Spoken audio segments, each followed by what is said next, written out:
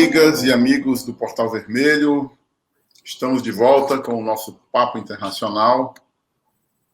Eu sou Inácio Carvalho. Nosso papo semanal, como sempre, é aqui com a nossa Ana Maria Prestes, analista internacional, autora da coluna Notas Internacionais, publicada no Portal Vermelho, com o nome de Olho no Mundo, no Cafezinho, na revista Fórum, no Opera Mundi e no I21.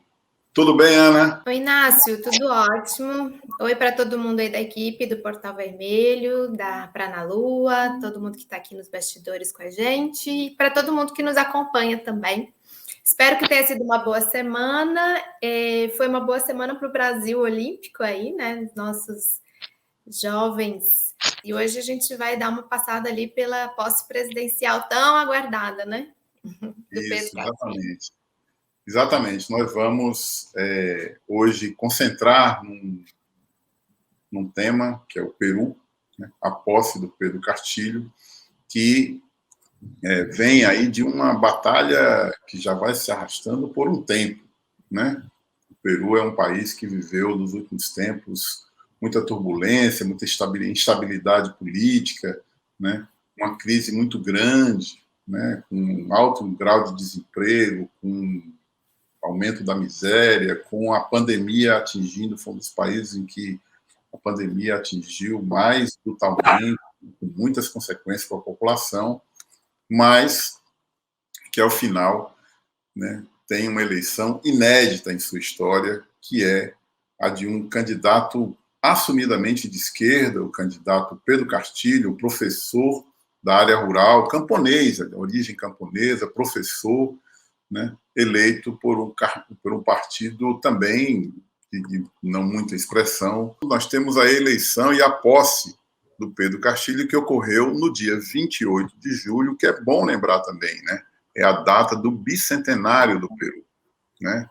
É uma data muito importante para os peruanos que iniciam esse bicentenário de uma forma como eles nunca viveram, né? Qual a importância, Ana, então, dessa eleição aí? Depois a gente vai detalhar um pouco mais a importância dessa eleição e posse do Pedro Castilho. Inácio, ano que vem é o nosso bicentenário, né?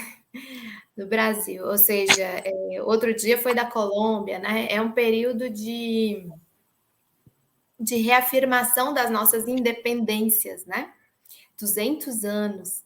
E como é difícil, mesmo passado 2 séculos, realmente a gente se tornar independente, né? Então, esse já é um primeiro significado extremamente forte. A outra questão, estava pensando que, fosse em outros tempos, não sei se essa posse aconteceria.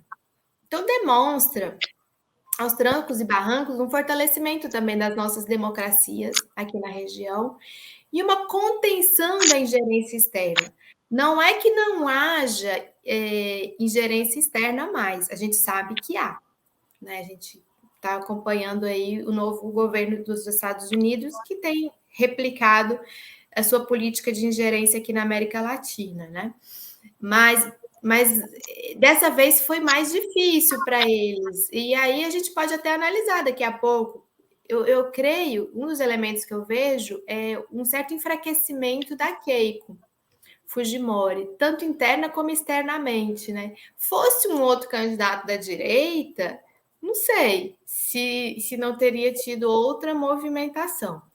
Então, a gente precisa valorizar muito, muito essa posse, né? Pelo significado, a gente vai falar daqui a pouco quem é o Pedro Castilho, quem é a sua vice, que é uma mulher, né, a Dina, quem é a sua esposa também, a Lília, que está acompanhando ele. Então, queria também hoje falar um pouco dessas mulheres, sabe, que vão fazer parte desse governo também, não só do Pedro. E tem um fenômeno interessante também que está acontecendo, que eu percebi ontem acompanhando a posse, a aliança Bolívia, Argentina, Peru, de governo, sabe? Está se formando ali naquela região. Se confirmar que no Chile também vai vencer o campo da esquerda, então nós vamos ter uma faixa, né, no Pacífico, digamos assim, né, assim, na nossa parte... Faixa andina, né? nessa parte mais ocidental aqui do nosso subcontinente, né, da América do Sul, que pode vir ali Argentina, Chile, Bolívia, Peru, com um processo muito interessante de novos governos comprometidos com a população mais pobre e os povos originários, e em um momento de muita fragilidade, né, por conta da pandemia do novo coronavírus, que pegou em cheio o nosso continente, o nosso subcontinente, e está arrasando, né, economicamente, sanitariamente, humanamente, em todos os aspectos. Então, é uma vitória muito, muito, muito importante. E uma posse muito importante, né? O fato dele ter tomado posse não é trivial. É algo digno de muitas notas mesmo. Aliás, é bom lembrar, né, que a posse dele vem depois de 6 semanas da eleição. Né? Foi um processo, a gente já tratou isso aqui. Né? Dia 6 de junho, né? A eleição. Foram 6 semanas que a apuração demorou, a Keiko recorreu. Ana, exatamente a partir daí, quer dizer, esse processo do Peru, né? O Peru, a gente comentava, a gente fez vários programas, a gente abordou a questão do Peru, né? Lembrando que em novembro, né, do ano passado, o Peru chegou a ter 3 presidentes da República num período de 10 dias. Né? Quer dizer, nos últimos anos, eu acho que só resta um ex-presidente do Peru que não está preso, mas nas últimas décadas quase todos foram presos. Um suicidou-se, quer dizer, perspectiva, né? Assim, o Peru, que perspectiva o Pedro Castilho aponta para o Peru? E foram eleições muito pulverizadas, né? Lembra, a gente comentava muito isso. 18 candidatos. 18 candidatos, e todos com ponto. Porque você pode ter até 18 candidatos e ter, sei lá, uns 2 ou 3 na liderança, né? Mas não, eram todos com um pouquinho, assim, 9%, 10%, 6%, 7%, pontuavam todos pouco, inclusive o Pedro Castilho. Então, eu estava vendo que quando o Castilho passa para o segundo turno, a imprensa não tinha foto dele, ele não tinha nem foto do cara. Assim. O Peru, durante a década de 90, que foi a década do Consenso de Washington, né, da implementação do Consenso de Washington aqui na América Latina, né, estava sendo presidido por Fujimori, por Alberto Fujimori. Então, imagina, além de ter tido uma gestão totalmente neoliberal, né, ela também foi uma gestão absolutamente corrupta e de muita violação aos direitos humanos, aos direitos das mulheres. Foi, assim, terrível, né? Esse período que o Fujimori ficou no poder, de julho, justamente julho de 90, até novembro de 2000, foram 10 anos, né? O que a gente tem de 2000 para cá? Uma sucessão, um processo político muito corrompido, com muitos casos de corrupção, uma dificuldade muito grande dos setores populares de se organizarem, de terem mais voz. Mesmo aqueles candidatos que surgiram como mais à esquerda, como um Alejandro Toledo, um Ollanta Humala, logo foram cooptados por esse sistema político muito imbricado com o empresariado e com uma oligarquia muito forte, poder de Lima frente a todo o resto do país, é uma coisa muito forte, é uma desigualdade absurda. Você está em Lima e você está lá na região da Cajamarca, de onde o Pedro Castilho chega, né? É como se fossem 2 países. Não é muito diferente da realidade dos nossos países aqui na América Latina, mas é muito forte a diferença. É muito forte, assim, de não ter transporte, de não ter meios de comunicação, mesmo essa coisa que a gente tem hoje aqui no Brasil, de um certo acesso mais amplo, né, das redes, da internet. Se aqui a gente já tem dificuldade, lá é muito pior. Lá é assim, é um abismo mesmo, social profundo, porque tem uma elite ali cristalizada, expropriadora, fundada em Lima e na qual a Keiko se assentou na esperança de conseguir impor uma derrota na apuração, né? Porque não impôs uma derrota na votação, então ela queria impor uma derrota na apuração. E aí, como você disse, quase todos foram presos, os ex-presidentes. O Alan Garcia se suicidou. Ano passado teve esse impeachment do Vizcarra, que foi o segundo, assumiu o Manuel Merino. Merino caiu pela forma como derrubou o Vizcarra, assumiu o Sagasti, que é o Francisco Sagasti, que é um cara mais tecnocrata, mas que garantiu uma certa estabilidade para esse período, que eu achei que foi bastante importante. Ele segurou umas pontas aí, porque ele não caiu no canto da Keiko Fujimori, do Fujimorismo, e nem nas pressões. Não caiu nem na pressão dos militares. Olha só, domingo, 3 dias antes da posse, o comandante das Forças Armadas renunciou. Isso não é pouco, né? Aquele movimento dos militares, dos reservistas, né, de pressionarem os da ativa, né, a não reconhecer a legitimidade da votação. Não vai ser simples a vida do Castilho, como você já falou. Então, a Assembleia, ela não está pró-Castilho, ela está ainda a ser conquistada. São interesses, Inácio, muito profundos, de setores muito ricos, de um empresariado muito rico que vem há décadas se sustentando em cima do Estado e que podem atrapalhar bastante a vida do Castilho, né? Deixa eu contar um pouquinho da história dele, assim, para gente... Isso. Não, eu ia te pedir exatamente isso.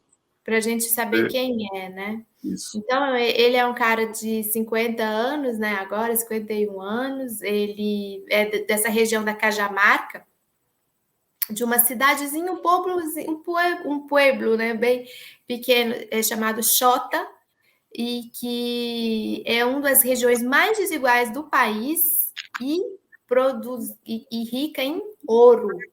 Você imagina. Rica em minérios, rica... O que restou, né? O que restou foi levado pela Espanha. Exatamente. Você sabe que essa região, né, ali da Bolívia, do Peru, foi assim o que fez os olhos dos espanhóis assim brilhar naquela época da chegada aqui nas Américas de uma forma louca, né? A prata, o ouro, todos esses recursos, né? Que é aqui mesmo nós vamos ficar, né? E chegaram para ficar com força, né? E então ela é essa região extremamente camponesa, né? E que ali tem uma questão que eu achei muito interessante estudando aí sobre o Castilho, que são as chamadas rondas campesinas que nasceram ali, que são espécies de organizações de autodefesa dos camponeses, sabe? Para essas comunidades rurais.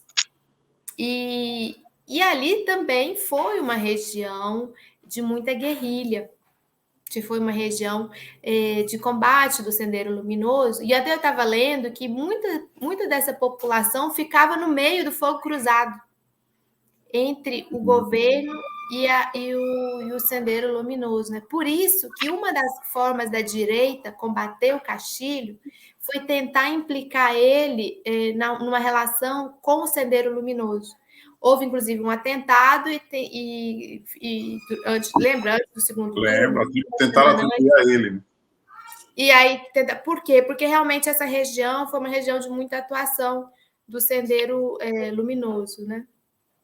Ele trabalha como professor desde a década de 90, então, nesse período em que nós estávamos aqui no Brasil, fora FHC, que estava tendo, sei lá, Caracas, ou seja, que toda a América Latina estava lutando contra o neoliberalismo nos anos 90, ele já estava sofrendo os efeitos do neoliberalismo como professor.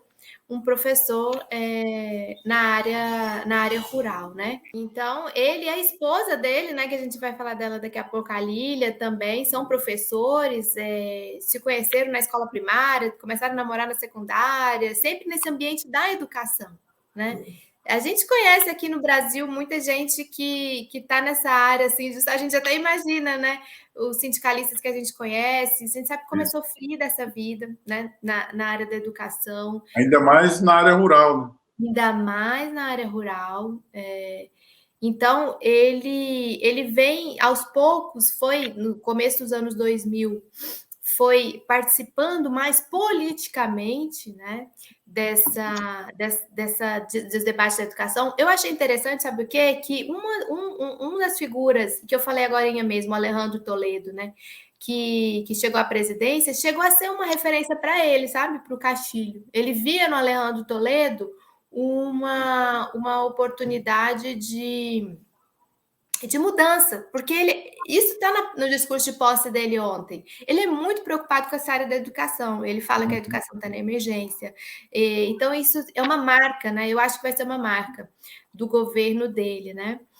E ele cresce nessa área sindical, mas sem sair, sem ir para Lima, né? Sempre ali na sua região, até que em 2017 vai haver aquela grande greve, né, nacional da educação no país todo, e ele vai ser uma das principais lideranças justamente desse processo. E é quando ele é descoberto, né, pelo o Vladimir Serron, que já organizava o Peru Livre desde 2010 por aí, que é um partido que nasce no interior, na região de Junín, e acaba criando essa relação com Castilho, né?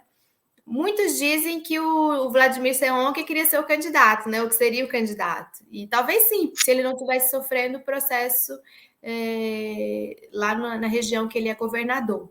Então, acho que ele estava impedido por uma espécie de ficha limpa, algo assim que eles têm semelhante aqui no Brasil. Se você está enfrentando algum tipo de processo, você não pode se candidatar.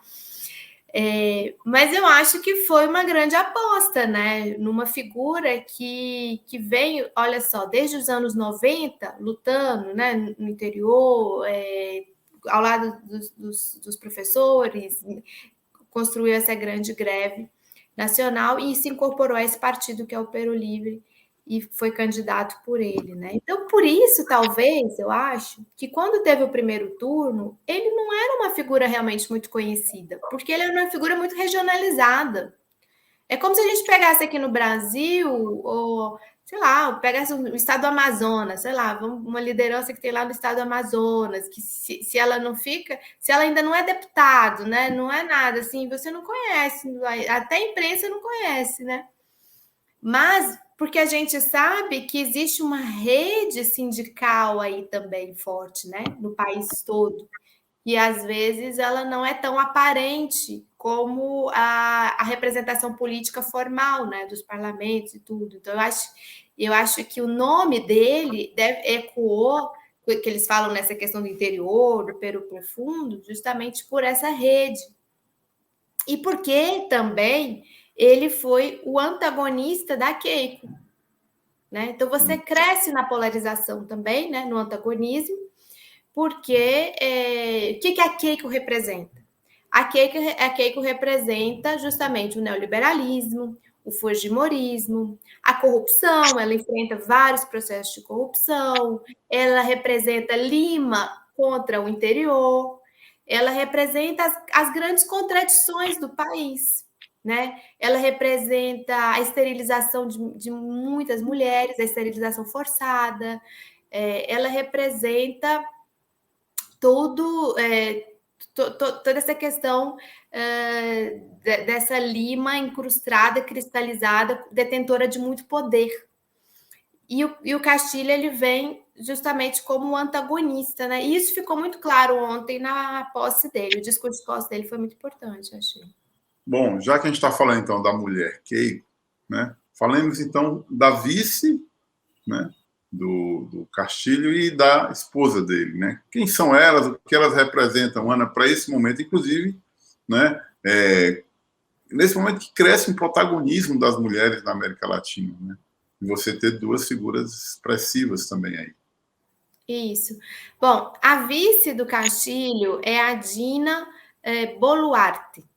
Eu acho interessante porque a Dina, ela é mais conhecida nossa do Foro de São Paulo, por exemplo. É uma figura... O Pedro Castilho a gente não conhecia, assim. Eu não conhecia a figura dele. Mas a Dina, sim, a gente já tinha tido muito contato com ela, né? Ela fez ontem, no juramento dela, uma menção bonita ao Eduardo Galeano, né? Ela leu um poema muito bonito do Galeano sobre sonhos. Depois até posso te passar para a gente colocar no vermelho, quem quiser, né? Então, ela é essa figura que vai estar ao lado dele nesse processo. E a esposa dele, que é a Lília, deixa eu ver se eu acho o sobrenome dela, porque não é Castilho, eu acho. Também é uma mulher dessa área rural, muito ligada à terra, e eu li uma entrevista com ela também, assim, que tem noção do sofrimento, sabe, assim, do enfrentamento da desigualdade, do ser mulher, e muito vinculada à área da educação. Eu acho que os dois vão pesar muito a sua ação nessa área da educação. Então, aí são duas mulheres que vão, a vice-presidente da República e a que vai ser a primeira-dama, que vão marchar junto com o Castilho nessa batalha. Isso.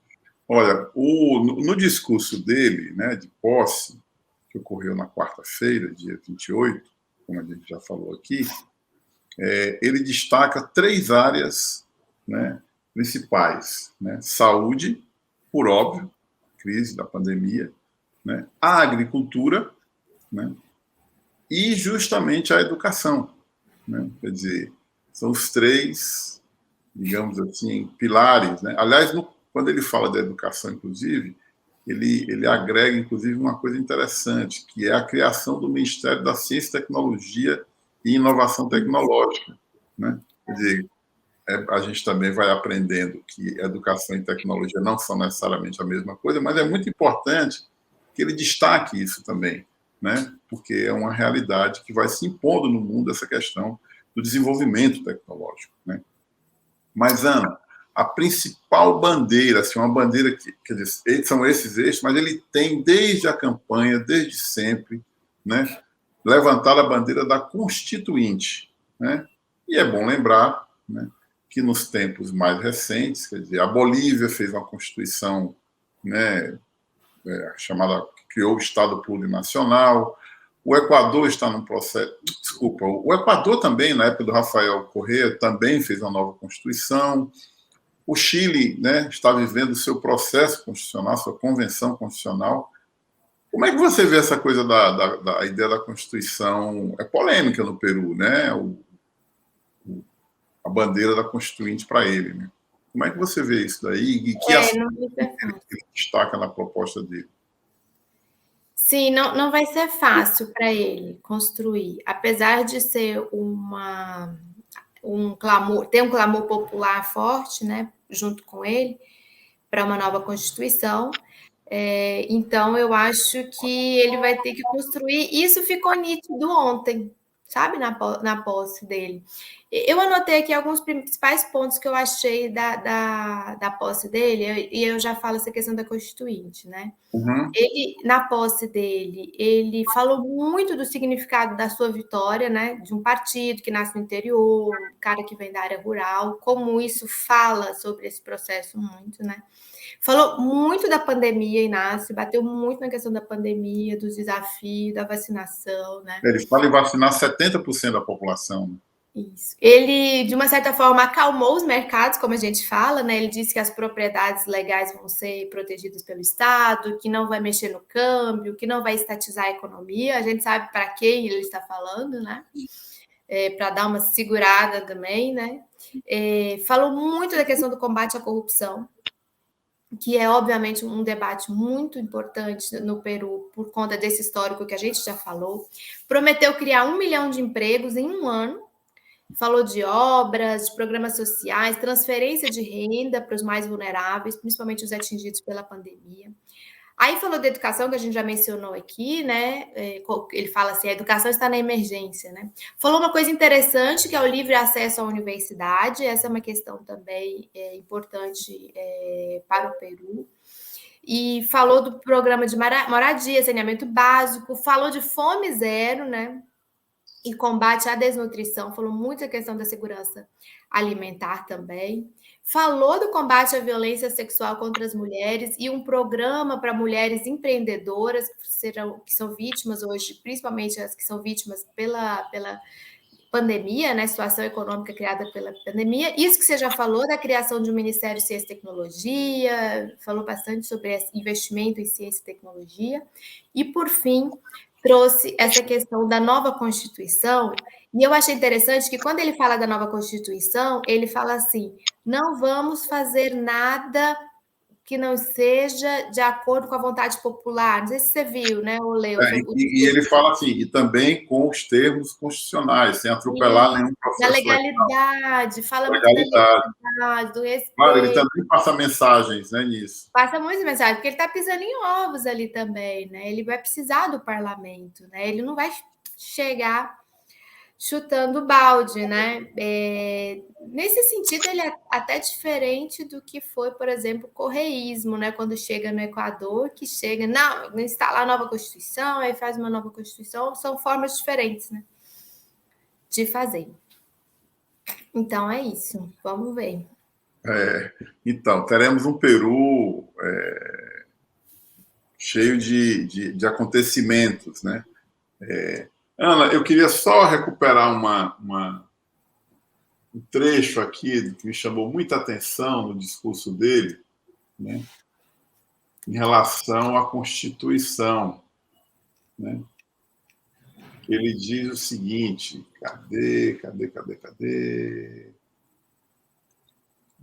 Bom, ele fala isso, que a Constituição, né, a Constituinte precisa ser representada pelos diversos setores, né, pelas mulheres, né, ele fala de uma paridade, né, ele fala dos segmentos, né, dos povos originários, inclusive dos afro-peruanos, né, que às vezes a gente acha que não existe, mas no Peru existe também, né, eles têm povos indígenas.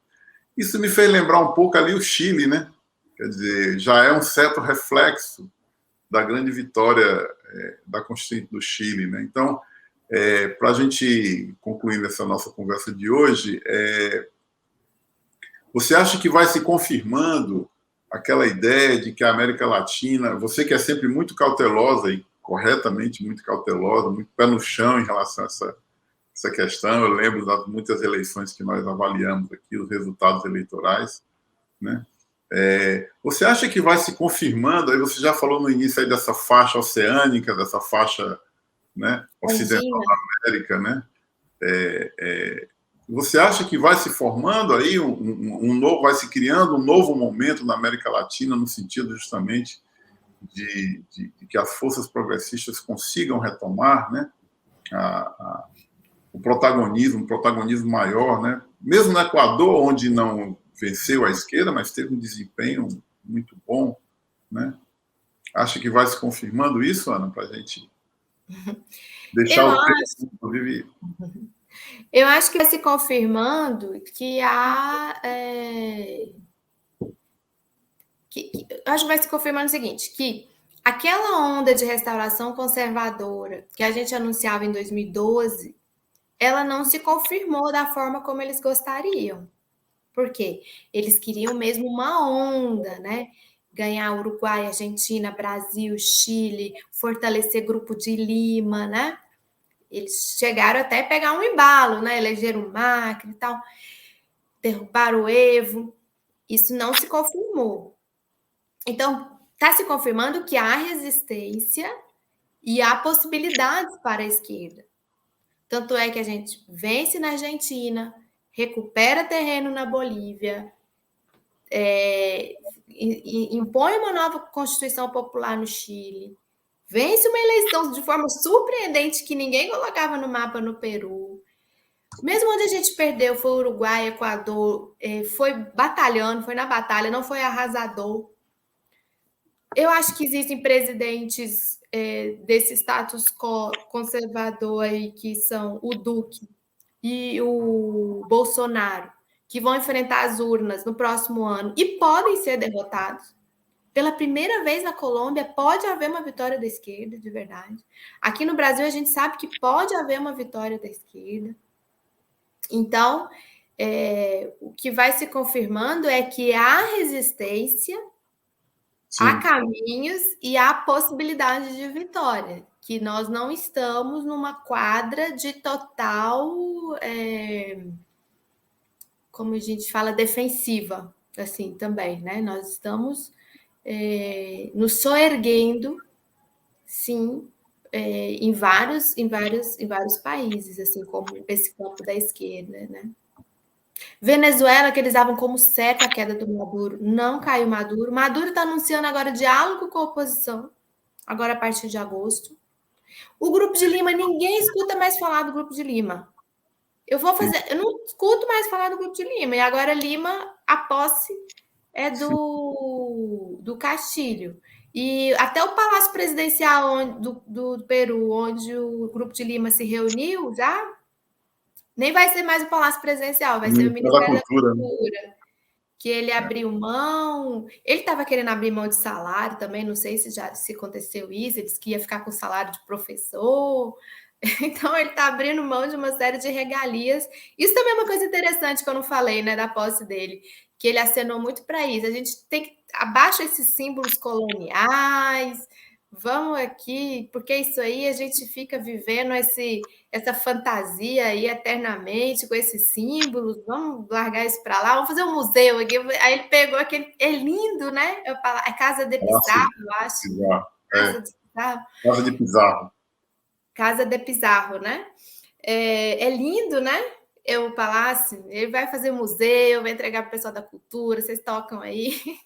É muito simbólico, né? Isso, eu acho. Claro, claro.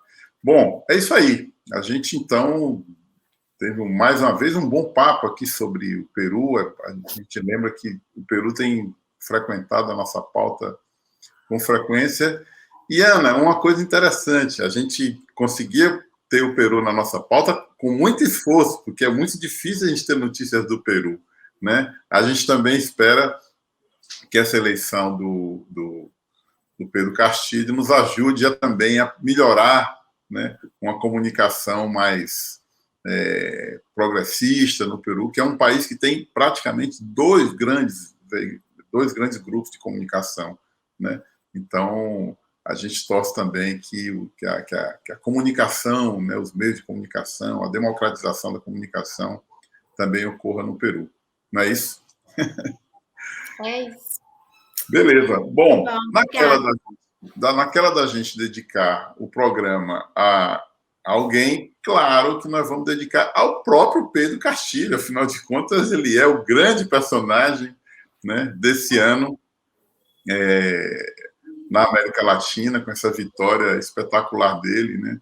Claro que se soma aquele desempenho ali no Chile, né? Se soma a retomada da Bolívia e tal, mas o Pedro Castilho, de fato, é a grande novidade da América Latina.